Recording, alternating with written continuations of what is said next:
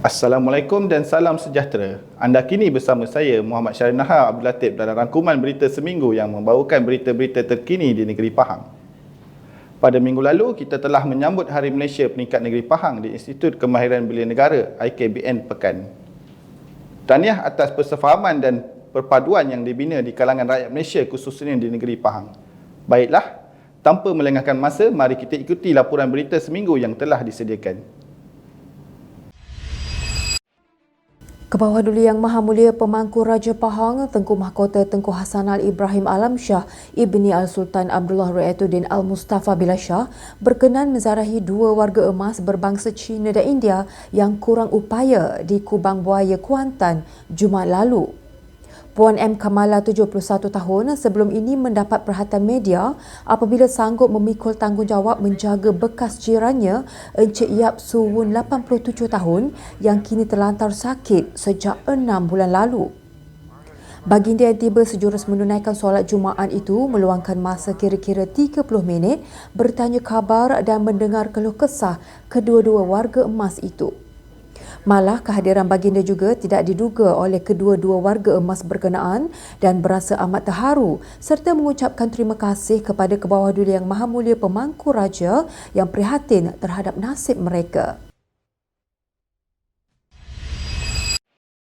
Kebawahduli Yang Maha Mulia Pemangku Raja Pahang Tengku Mahkota Tengku Hassanal Ibrahim Alam Shah Ibni Al-Sultan Abdullah Ru'ayatuddin Al-Mustafa Billah Shah berkenan menerima menghadap Pengerusi Jawatan Kuasa Kerja Raya, Pengangkutan dan Kesihatan Negeri Pahang Yang Berhormat Datuk Seri Nurul Azali Sulaiman dan Pengurusan Malaysia Rail Link MRL di Istana Abdul Aziz di Kuantan Jumaat lalu.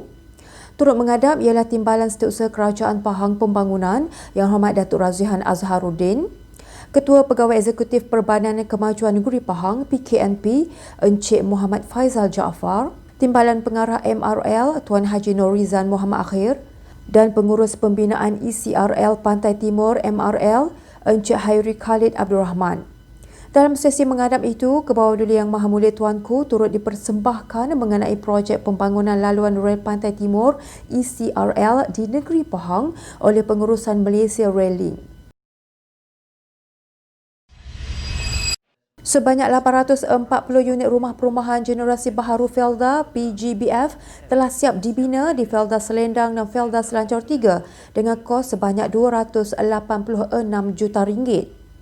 Menteri Besar Pahang Yang Amat Berhormat Datuk Seri Haji Warosti Wan Ismail berkata, kesemua rumah PGBF ini telah dan sedia diduduki oleh generasi baharu di kedua-dua penempatan tersebut. Untuk maklumat tuan-tuan dan puan, rumah yang kita buat ini di Selendang 2 ni bernilai 143 juta dan telah pun siap dalam masa 5 tahun bermula pada tahun 2013 dan siap pada tahun 2018. Ada yang telah pun duduk dan sebagainya. Begitu juga dengan perumahan generasi baru di Selancar 2, Selancar 4 dan Selancar 5 telah pun siap dalam masa 5 tahun. Beliau berkata demikian ketika majlis penyerahan kunci PGBF Selendang 2 dan Selancar 4-5 di Dewan Semai Bakti Felda Selendang 1 Rompin Selasa lalu. Kerajaan negeri melalui Yayasan Pahang memperuntukkan sebanyak RM1 juta bagi membaik pulih jalan masuk ke Taman Negeri Rompin di Rompin. Menteri Besar Pahang Yang Amat Berhormat Datuk Seri Haji Warosti Wan Ismail berkata, proses baik pulih Taman Negeri Rompin yang sebelum ini dikenali sebagai Taman Negeri Endau Rompin TNER akan dijalankan dalam masa terdekat. Dalam jangka masa terdekat ini, Kerajaan Negeri melalui Yayasan Pahang telah pun memberi peruntukan sebanyak RM1 juta untuk naik taraf jalan. Ini yang perlu dibuat serta-merta. Sebelum maybe 4-5 bulan gitulah. 5 bulan kira sebelum hujung tahun. Kalau tak hujan dia bergantung pada cuaca lah. Kalau hujan dia payah nak buat kan. Kena berhenti kerja. Beliau berkata demikian ketika melakukan lawatan ke Taman Negeri Rompin selepas menandatangani perjanjian dan merasmikan pembukaan semula Taman Negeri Rompin di Rompin Selasa lalu. Prinsip rukun negara perlu dihormati dan diterapkan dalam diri setiap rakyat Malaysia, ujar Menteri Besar Pahang. Yang Amat Berhormat Datuk Seri Haji Warosti Wan Ismail berkata, rukun negara merupakan salah satu asas untuk membentuk jiwa yang prihatin dan negara yang makmur. Untuk kita menjadi seorang warga negara yang prihatin, kita tengok kitab rukun negara. Ada 5 prinsip rukun negara. Yang ni kita boleh, kalau kita amalkan prinsip rukun negara ni, insya-Allah negara kita ni menjadi aman damai. Kita tidak ada resis, tidak ada perkauman yang berlebihan dan sebagainya. Kita tidak ada rasa dendam, kita tidak akan cuba putar balik sejarah. Kerana kita kena terima hakikat, sama ada kita suka atau tidak suka, negara kita Malaysia adalah negara yang masyarakatnya majmuk. Beliau berkata demikian ketika Majlis Sambutan Hari Malaysia 2020 peringkat Negeri Pahang Darul Makmur di Institut Kemahiran Belia Negara IKBN Pekan di Pekan Rabu lalu. Kerajaan negeri telah memperuntukkan kira-kira RM97,000 bagi pemberian insentif khas pasangan pengantin IKPP di negeri ini setakat ini. Pengerusi Jawatankuasa Hal Ehwal Agama Islam dan Pendidikan Negeri Pahang Yang Berhormat Datuk Seri Said Ibrahim Said Ahmad berkata, setakat Januari sehingga April tahun ini sebanyak 486 permohonan telah diluluskan. Semua pada hari ini kita ada lebih kurang 100 pasang pengantin untuk awal Januari ya. Jadi kita telah berbelanja sebanyak 97,000 untuk kita agihkan kepada setiap pengantin. Jadi ini jumlah yang walaupun kalau seorang RM200 je, tetapi bila ramai pengantin tu jumlahnya jadi besar. Beliau berkata demikian ketika ditemui selepas merasmikan Majlis Penyerahan Insentif Khas Pasangan Pengantin IKPP serta penyerahan pengimbas suhu dan jam digital waktu solat di Yayasan Pahang di Kuantan Jumaat lalu.